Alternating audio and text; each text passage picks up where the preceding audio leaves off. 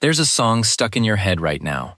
But the oldest musical instrument ever found may not have been made by our species at all.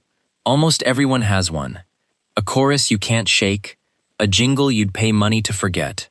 Humans are the only creatures on Earth that walk around with music playing on the inside, all day, whether we want it or not.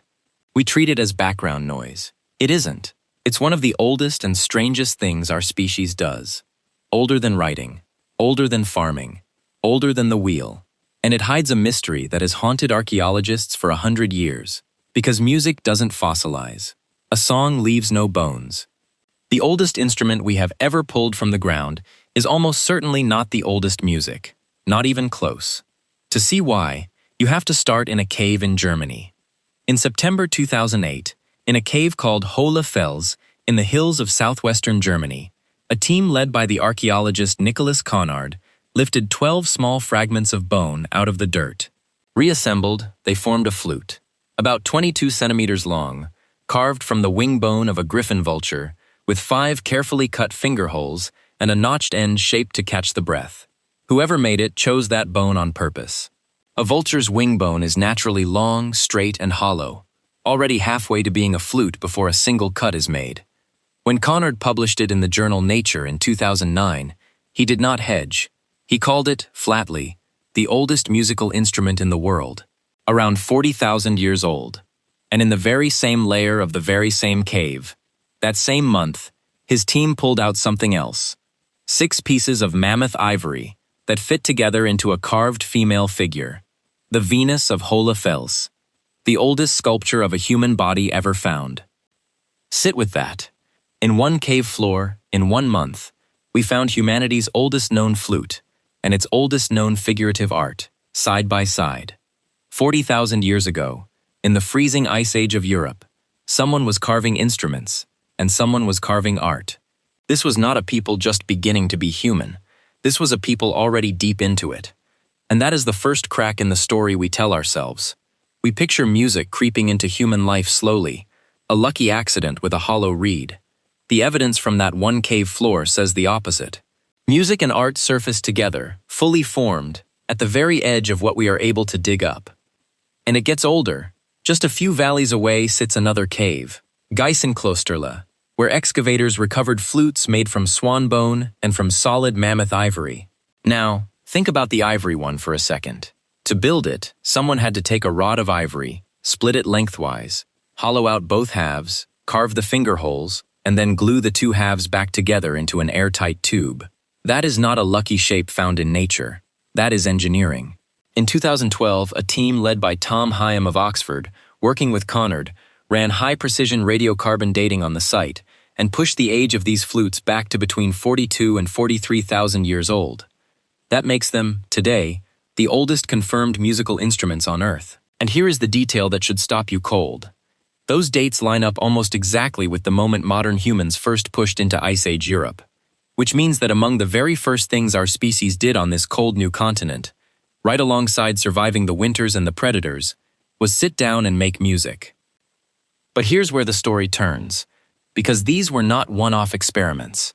Cross into the foothills of the French Pyrenees, to a cave called Isteritz, and you find the fragments of more than 20 flutes, made over tens of thousands of years by wave after wave of Ice Age cultures. And the telling detail is the wear. On some of these bone pipes, the edges of the finger holes are worn smooth and polished, the unmistakable mark of fingers pressing the same spots, over and over, for years. These were not sacred objects locked away in a shrine. These were played, loved, used until they shone. What we are looking at, across all these caves, is not the invention of music. It is a musical tradition already tens of thousands of years deep. And it wasn't only Europe. Travel forward in time and half a world east, to a place called Jiahu on the floodplains of the Yellow River in central China. Starting in the 1980s, archaeologists there uncovered graves that held flutes carved from the wing bones of the red-crowned crane. More than 30 of them, made and played across centuries. And these were not crude first attempts. The finest have 7 finger holes, spaced with real care, and one of them, astonishingly, still works. In 1999, a team led by the archaeologist Zhu Zhongzhang published the discovery in the journal Nature, and had a musician lift it to his lips. 9,000 years after it was carved, that crane-bone flute produced a clear, ordered musical scale, tones no one had heard for 90 centuries. It remains, to this day, the oldest playable instrument ever found, and several of them had been laid carefully in the graves of the dead, as if the music was meant to travel with them. Now notice what this really tells you. On opposite ends of an entire continent, separated by tens of thousands of years and every barrier you can imagine, human beings kept arriving at the exact same idea. Take a hollow bone, cut holes into it, make it sing. Nobody passed that instruction around the world. Something inside us simply reaches for it, over and over again. And stop to think about what a flute even is. To make one, a mind has to do something no other animal has ever done. It has to hear the music first, on the inside. Before you drill a single hole, you have to already know that a hollow tube can hold a melody, and that spacing the holes just so will give you notes that ring together. The flute is not the start of that idea. The flute is proof the idea was already complete. You do not carve a 5-holed tuned instrument as your first ever attempt at sound. Behind every one of these bone pipes stands an unknown depth of singing and clapping and humming that we will never dig up. And a flute is only the part that survives. Think of everything that would not. A stretched skin beaten with a stick, a hollow log struck like a drum, hands and feet and thighs slapped in rhythm. Every one of those is an instrument, and not a single one of them would last 50,000 years in the ground. The flutes endure only because they are bone. The drums, the rattles, the clapping, the stamping, the whole rhythmic heartbeat of early music has long since rotted away to nothing. What we have is not the orchestra. It is one cracked pipe, left lying on the floor of an empty hall. And that raises a dangerous question. If modern humans in Europe already had a mature musical culture 40,000 years ago, who taught them? Or did they even invent it? Because there is one object that pushes the story back further still, and it is one of the most bitterly contested artifacts in all of archaeology. It comes from a cave called Divje Babe in Slovenia. During 2 decades of digging there, in 1995, a team led by the archaeologist Ivan Turk uncovered the thigh bone of a young cave bear, cemented into the cave floor beside the remains of an ancient hearth. Punched into it were holes. Holes that lined up, disturbingly, like the finger holes of a flute. And the layer it came from was not 40,000 years old. It was somewhere between 50 and 60,000 years old. Researchers pinned that age with several independent methods, from radiocarbon dating to the slow decay of uranium in the surrounding sediment. Which is a problem, because at that time and place, there were no modern humans. The only people in that valley were Neanderthals. So here's the fight. If those holes were made on purpose, this is a Neanderthal flute, proof that our extinct cousins made music before we ever arrived. Skeptics pushed back hard. A paleontologist named Cajus Diedrich argued the holes were nothing but tooth punctures, that a hyena or another carnivore had simply bitten through the soft bone of a bear cub, and we were seeing music in random damage. It is a fair challenge, but the defenders did not give up. CT scans showed the holes had smooth, deliberate-looking margins, not the shattering you would expect from crushing jaws. And a Slovenian musician named Ljuban Dimkarovski built more than 300 replicas of the bone and learned to play the thing, coaxing out a range of 2.5 octaves, more than enough for melodies. The argument is not settled, and honestly it may never be, but the possibility hangs there in the air, that the oldest instrument on Earth was not made by us at all. Today that small, punctured bone sits in the National Museum of Slovenia, labeled, without apology, as a Neanderthal flute.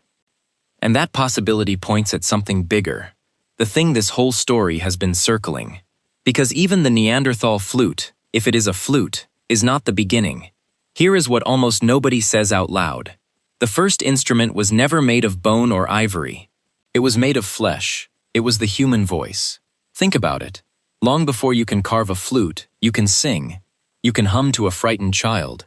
You can wail in grief, and shout in triumph, and match your voice to someone else's around a fire. And none of that leaves a trace in the ground. The archaeologist Stephen Mithen built a whole book around this idea, The Singing Neanderthals, arguing that our ancestors communicated through a kind of musical proto-language, all melody and emotion and rhythm, long before they had words as we would know them. Music first, language second. It is a bold claim and we cannot prove it. But the logic holds. Every human culture ever studied, without a single exception, makes music. That is not what a recent invention looks like. That is what an inheritance looks like. And we have a bone that hints he might be right. In Kebara Cave in Israel, researchers found the skeleton of a Neanderthal man who died around 60,000 years ago, and preserved in his throat was a hyoid, the small, delicate bone that anchors the tongue and larynx and makes controlled vocal sound possible.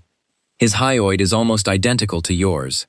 A 2013 study analyzing its internal microstructure concluded it was built to bear the loads of speech and voice. The hardware for singing was already in place, in a species that vanished before the first cave paintings were ever made. Neanderthals, in all likelihood, could sing. So if the voice came first, the next question is why? Why would evolution build music into us before it built words? The archaeologist Ian Morley, in his book The Prehistory of Music, points out that the very first instruments were our own bodies. The clap of hands, the stamp of feet, the slap of a chest. A voice rising and falling. And the best answer to why comes from the Oxford psychologist Robin Dunbar. Dunbar studies how primates hold their groups together, and for most primates, the glue is grooming. Sitting, picking through each other's fur, one-on-one. It releases endorphins, the brain's own opioids, and it builds trust. It is the social currency of the primate world. The animal that grooms you is the one you can count on. But grooming has a hard limit. You can only groom one friend at a time. As human groups grew into the dozens and the hundreds, there were not enough hours in the day to groom everyone by hand. So, Dunbar argues, we found a way to groom at a distance, with sound. Singing together, chanting together, drumming together, floods the same endorphin system, except now you can do it with 20 people at once, or 100. In 2016, Dunbar and his colleagues tested this directly, and found that people singing together in groups showed sharply raised pain thresholds, a reliable sign of endorphins flooding the brain, and reported feeling far closer to one another afterward. They even found what they nicknamed the icebreaker effect. Strangers who sang together bonded faster than strangers who only talked. A room full of people who have never met can turn into a group in the time it takes to sing one song. Music, in other words, may have been the technology that let human beings bond in groups too large to hold together any other way. It did not just entertain us. It may be part of what allowed us to become us. Grooming binds two. A song binds a whole tribe. If Dunbar is right, the fireside sing-along was never a luxury. It was survival gear. So here is the reframe this whole story has been building toward. We look at that 40,000-year-old vulture bone flute, and we call it the birth of music. It is not. That flute is not where music begins. That flute is where music becomes visible. The first moment the song left a fossil we could dig up. The real thing is far older and completely invisible, carried for tens of thousands of years, maybe hundreds of thousands, by the one instrument that never survives in the ground, the human throat. The flutes are not the origin of music. They are the moment music turned into archaeology. Everything before that is real, and it is vast, and it is silent. We know it happened the way we know the wind blew long before anyone built the first weather vane. Not because it left a record, but because something had to be moving the record we finally found. So here's the whole shape of it. Somewhere deep in our lineage, before words, our ancestors were already singing, humming, chanting, matching voices to bond in ever larger groups. By 60,000 years ago, Neanderthals had the throats to do it, and may have punched holes in a cave bear bone to do it out loud. By 43,000 years ago, in the caves of Germany, modern humans were carving precise flutes from ivory and vulture wings and playing them until the holes wore smooth. By 9,000 years ago, on the far side of the planet, villagers on the Yellow River were still at it, turning crane bones into flutes you could pick up and play today. And every one of those instruments was just the hard, surviving shell around something soft and far older. A voice, singing. Which brings it back to the song stuck in your head right now. That melody you can't switch off is not a quirk. It is not filler. It is the faint echo of the oldest social technology our species ever built. The thing we did around fires for tens of thousands of years before we had a single written word. You are not just humming a tune. You are running a program older than language itself. All the research is linked in the description.